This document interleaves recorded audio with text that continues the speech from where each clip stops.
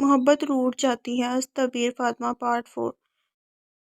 صبح کو عمر اٹھا تو وردہ باہر صوفے پر بیٹھ کر چائے پی رہی تھی۔ اس کے ہاتھ میں اخبار تھا۔ عمر کے سلام کے جواب دے کر اٹھ گئی اور عمر کے آگے چائے ناشتہ رکھ دیا۔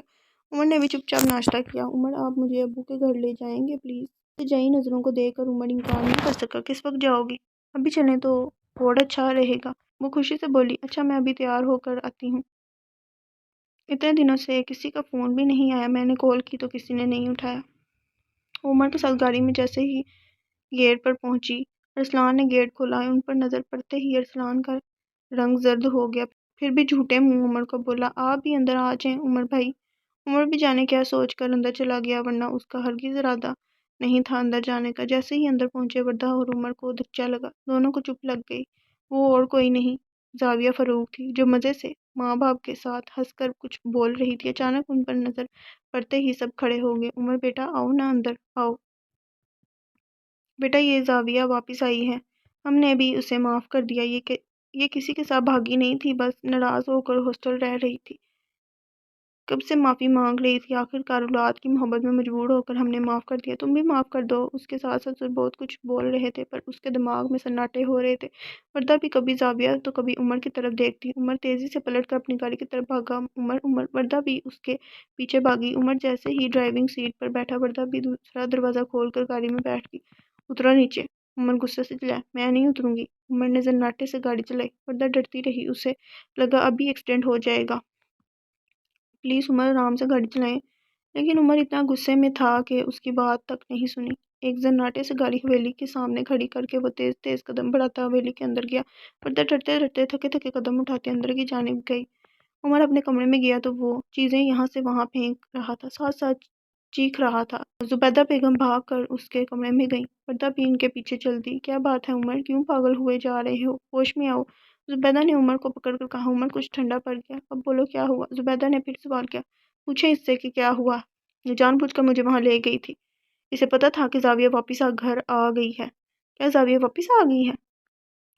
زبیدہ نے اس کی بات دہرائی اور وردہ کی طرف دیکھا۔ امی قسم لے لیں، مجھے نہیں معلوم تھا کہ زاویہ ابھی گھر واپس آ گئی ہیں۔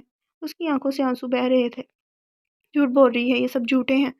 پہلے بھی میرے ساتھ دھوکہ کیا، اب بھی اتنی آسانی سے اسے معاف کر کے واپس گھر لائے، اور تم نکل جاؤ یہاں سے، تمہاری آزادی کے پروانہ تمہیں مل جائے گا۔ وہ آگے بھی کچھ بولنے والا تھا کہ زبیدہ نے اس کے منہ پر ہاتھ رکھ دی۔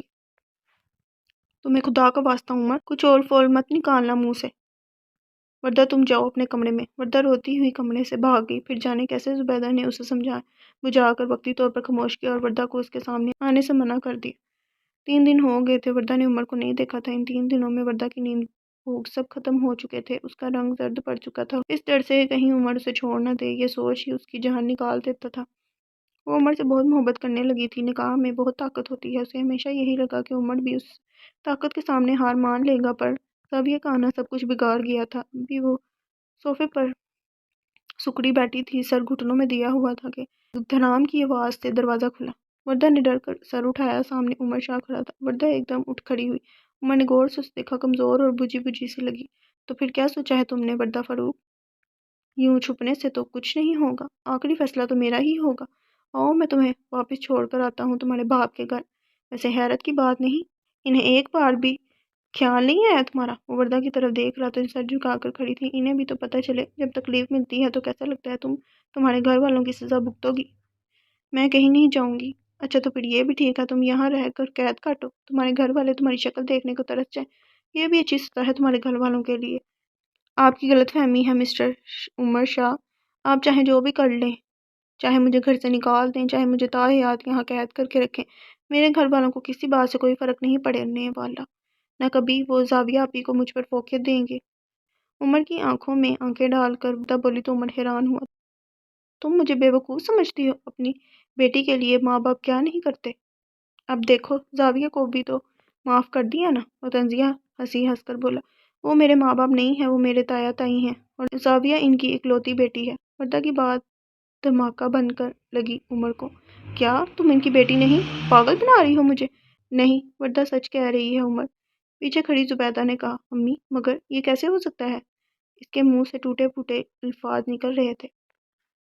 یہی سچ ہے، میرے ابو کا کار ایکسیڈنٹ میں انتقال ہو گیا تھا جب میں 5 سال کی تھی، اور امی بھی یہ صدمہ نہیں سہ سکی۔ 2 سال بعد وہ بھی چلی گئی۔ پھر مجھے میرے تایا نے اڈاپٹ کیا۔ عمر حیران پریشان کھڑا رہا۔ پر آپ لوگ نے یہ بات مجھ سے کیوں چھپائی آخر؟ بیٹا تم نے کبھی موقع ہی نہیں دیا۔ وردہ کو تو آج تک کوئی مقام دیا نہیں اپنی زندگی میں۔ مجھے ڈر لگتا ہے روز محشر کیا منہ دکھاؤں گی خدا کو۔ اس یتیم بچی کی ذمہ داری میں نے اور تمہارے باپ نے خود قبول کی تھی۔ زبیدہ کی آنکھیں اشک بار ہوئیں۔ عمر کو کچھ سمجھ نہیں آ رہا تھا۔ ہوگی پیکنگ بیٹا؟ جی امی ہو گئی۔ بس آپ اداس نہ ہوں، بس 3 مہینے کی بات ہے، میں ماموں کے گھر ہی رہوں گا، تب تو آپ کو فکر کی ضرورت نہیں ہوگی۔ میرا دل اداس ہو رہا ہے بیٹا، یہ سوچ کر ہی کہ تم ملک سے باہر جا رہے ہو۔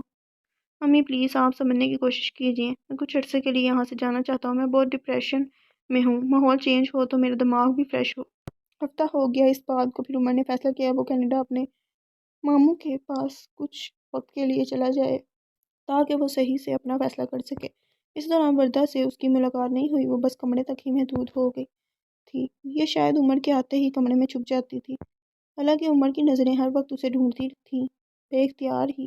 آج بھی اس کی فلائٹ تھی، وہ سارا دن گھر میں رہا کہ شاید وہ کمرے سے باہر نکل آئے، پر بے ثبوت۔ اب وہ اسے اور خود کو موقع دینا چاہتا تھا، وردہ سے تھوڑا دور جانا چاہتا تھا تاکہ اسے پتہ چلے کہ وردہ کی طرف اس کا کھنچاؤ وقتی تو نہیں۔ وردہ باہر نکل آئی۔ وہ ایئرپورٹ جانے سے پہلے وردہ کے دروازے پر کچھ دیر کھڑا رہا، اپنا ہاتھ اٹھا کر دروازہ نوک کرنا چاہا، پھر کچھ سوچ کر ہاتھ نیچے کیا اور تیز تیز چلتا ہوا گاڑی تک آیا اور ایئرپورٹ کے لیے روانہ ہو گیا۔ وردہ اسے کھڑکی سے پردے کی اوٹ سے دیکھ رہی تھی، اس کے آنسو بہہ رہے تھے۔ یہ دوری ہی سہانے روح تھی۔ اگر جو عمر نے مجھے خود سے الگ کرنے کا فیصلہ کیا تو میرا کیا ہوگا؟ وہ اب عمر کی خیریت کی دعائیں مانگ رہی تھی۔ پلین کے اڑتے ہی اس نے آنکھیں موند کر سیٹ سے ٹیک لگائی۔ جو پہلا خیال اسے آیا وہ وردہ کا تھا، اور جو چہرہ اسے نظر آیا وہ وردہ کا تھا۔ میں عمر شاہ، ولد اسفندیار شاہ، ناز و نعیم میں پلنے والا بچہ، اپنی ہر ضد منوانے والا، چھوٹی چھوٹی باتوں پر غصہ کرنے والا بچہ، جب جوان ہوا تو یہ سب میری فطرت بن گئے۔ ضدی پن، ہر بات ضد سے منواتا۔ شاہ سائیں سے مجھے عجیب ڈر لگتا تھا۔ وہ بچپن کا ڈر اب بھی کہیں میرے اندر چھپا بیٹھا ہے، پر میری امی میری ہر غلطی پر پردہ ڈال دیتی تھی۔ شاہ سائیں کو میرا غصہ اور ضد ایک آنکھ نہیں پسند تھا۔ میں ہمیشہ ایک کامیاب انسان رہا، پڑھائی میں بھی سب سے آگے رہا، میرے خاندان کے لڑکے، میرا یونیورسٹی کے دوست، یہاں تک کہ اساتذہ بھی مجھ پر رشک کرتے تھے، لڑکیاں میرے آگے پیچھے پھرتی تھیں، پر میرا بھی ایک سٹینڈرڈ تھا اور ہمیشہ سے یہ خواہش رہی جس سے محبت کروں گا شادی بھی اسی سے کروں گا۔ مجھے بالکل پسند نہیں تھے ایسے لڑکے جو اپنی محبت غیر لڑکیوں کے لیے لٹاتے تھے اور اپنی شرکت کے پاس ان کے لیے وقت نہیں ہوتا تھا۔ میں نے اپنی تمام تر محبتیں اپنی بیوی کے لیے رکھی تھیں جس کا مجھے انتظار تھا۔ آخرکار یہ انتظار بھی ختم ہو گیا۔ ہمدان کی بہن کی مہندی میں میری ملاقات زاویہ فاروق سے ہوئی۔ وہ بہت پیاری خود اعتماد لڑکی مجھے پہلی نظر میں ہی بھا گئی۔ میں نے زیادہ عشق عاشقی چلانے سے بہتر جانا کہ اس کے گھر رشتہ بھیجوں، کیونکہ میں جانتا تھا عمر شاہ کو کوئی لڑکی ریجیکٹ نہیں کر سکتی، اور ویسا ہی ہوا۔ فوراً سے بشرط رشتہ قبول کر دیا گیا۔ پر میں غلط تھا۔ یہاں عمر شاہ کی وجہ سے نہیں بلکہ اسفندیار شاہ کے بیٹے کے لیے ہاں کیا گیا تھا، جن کا بہت نام روب دبدبہ تھا، جن سے رشتہ کرتے ہوئے فائدہ دیکھا جاتا تھا۔ زاویہ کے ماں باپ نے بھی ایسا ہی کیا، ایک دم ہاں کر دی، پر زاویہ کسی اور سے محبت کرتی تھی، اس لیے جب ماں باپ نہیں مانے تو وہ شادی والے دن گھر چھوڑ کر چلی گئی۔ ایسے میری زندگی میں وردہ فاروق آ گئی، بلکہ وردہ فاروق تو میں اسے سمجھتا رہا، وہ تو وردہ عزیز تھی جو شروع سے ہی بد نصیب رہی۔ محبتوں کے معاملے میں باپ کا پیار نہیں ملا، نہ ماں کا، نہ کوئی بہن تھی، نہ بھائی۔ شوہر ملا بھی تو میرے جیسا مغرور انسان جسے اپنے سوا کچھ اور نظر ہی نہیں آتا تھا۔ میں اپنا فرسٹریشن اس پر اتارتا رہا جس کا کوئی قصور نہیں تھا، پر مجھے لگا اسے تکلیف دوں گا تو میں اپنے ساتھ کیے گئے دھوکے کا بدلہ لے پاؤں گا۔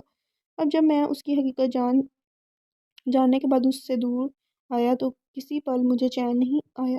ہر پل اس کا معصوم چہرہ میری آنکھوں کے سامنے رہتا ہے۔ جب سو جاتا ہوں تو مجھے اس کی چوڑیوں کی کھنک سنائی دیتی ہے۔ ہاں، میں اعتراف کرتا ہوں، میں عمر شاہ وردہ عزیز سے محبت کرتا ہوں۔ ان 3 مہینوں میں نے اسے ایک بار بھی نہیں دیکھا، پر اس کا چہرہ ایک لمحے کے لیے بھی نہیں بھولتا۔ زاویہ سے اٹریکشن صرف وقتی تھی، محبت تو وہ ہے جو مجھے وردہ سے ہے۔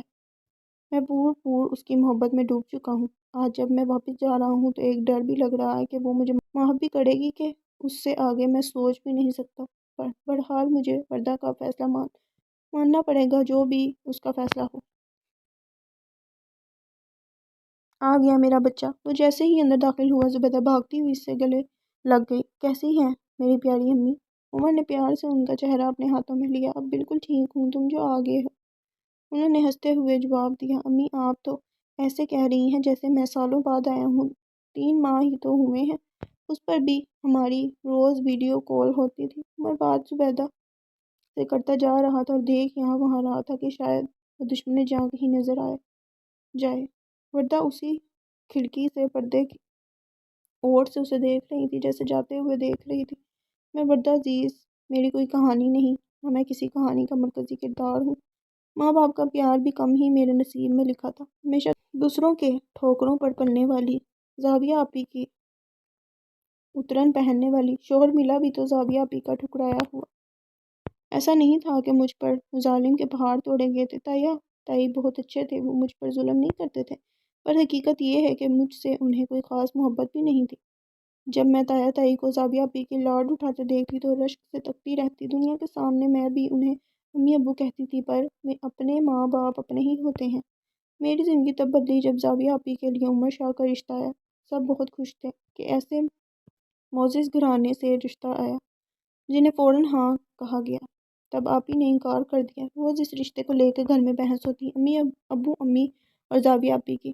میں چپ چاپ دیکھتی رہتی۔ آپی کسی اور کو پسند کرتی تھی۔ پھر نکاح کے دن آپی گھر چھوڑ کر چلی گئی اور مجھے ان کی جگہ بٹھایا گیا۔ میں چپ چاپ تائی کو دیکھتی جا رہی تھی۔ دیکھو وردہ، ہم نے تمہارے ساتھ اتنا کیا، تمہیں اپنی اولاد کی طرح رکھا، اب تمہاری باری ہے، اپنے تایا کی عزت رکھ لو۔ عمر کے گھر والے راضی ہیں، تم بیٹھ جاؤ نکاح کے لیے۔ مطلب تائی نے میرے لیے کوئی آپشن ہی نہیں چھوڑا تھا، صاف کہہ گئی، ہم نے جو تم پر احسان کیا، پالا پوسا، اس کا بدلہ اب تم یہ نکاح کر کے دو۔ میں چپ چاپ بیٹھی رہی۔ میں آج بہت دل سے تیار ہوئی تھی۔ تائی نے مجھے بہت اچھے کپڑے بنوا کر دیے تھے، آخر اتنے بڑے گھر میں آپی کی شادی ہو رہی تھی اور وہ مجھے آپی کی بہن کی طرح ہی متعارف کروایا تھا۔ انہیں کپڑوں میں میرے سر پر لال دوپٹہ دے دیا گیا۔ عمر کی تصویر میں نے بھی دیکھی تھی۔ وہ مردانہ وجاہت کا پیکر تھا، کسی انگریزی فلم کا ہیرو لگ رہا تھا۔ میں نے تصویر واپس رکھ دی، مجھے پتہ نہیں تھا وہ میرا نصیب بنے گا، لیکن جب مجھے عمر شاہ کے کمرے میں لایا گیا، کمرے کی حالات دیکھ کر میں بہت ڈر گئی۔ پھر ان کا غصہ، میں تو ادھر ہی ہمت ہار جاتی اگر عمر کی امی میرے حوصلہ افزائی نہیں کرتی۔ امی بہت اچھی خاتون ہیں، انہوں نے مجھے کہا، ہمارے یہاں طلاقیں نہیں دی جاتی، تم بے فکر رہو، ہمارے خاندان کے مرد بھلے دوسری شادی کر لیں، پہلی بیوی کو پوچھیں بھی نہ، پر اپنے نکاح میں آئی ہوئی عورت کو کبھی طلاق نہیں دیتے۔ میرے لیے یہ بھی بہت تھا، مجھے عمر سے بہت محبت ہے، پہلے دن سے ہی۔ نکاح بندھن بھی ایسا ہے، اور اگر شریک سفر عمر شاہ جیسا خوبصورت بندہ ہو تو اسے اگنور کرنا مشکل ہے۔ میں نے نوٹ کیا عمر بھی میری طرف مائل ہو رہا تھا کہ زاویہ آپی آ گئی۔ پھر عمر کو جب پتہ چلا مجھے ساتھ رکھ کر یہ الگ کر کے بھی ان کا کوئی فائدہ نہیں ہوگا، تو وہ ایسے دل برداشتہ ہوئے کہ ملک ہی چھوڑ کر چلے گئے۔ یہ 3 مہینے میں نے ایک ایک پل انہیں یاد کیا، ان کی سلامتی اور سکون کے لیے لمبی دعائیں کرتی رہی، اور آج وہ واپس آ گئے۔ میں نے جاتے ہوئے بھی انہیں اسی پردے کی اوٹ سے دیکھا تھا، اور اب آئے ہیں تو بھی ادھر سے ہی دیکھ رہی ہوں، اپنی پیاسی آنکھوں کو سیراب کر رہی ہوں۔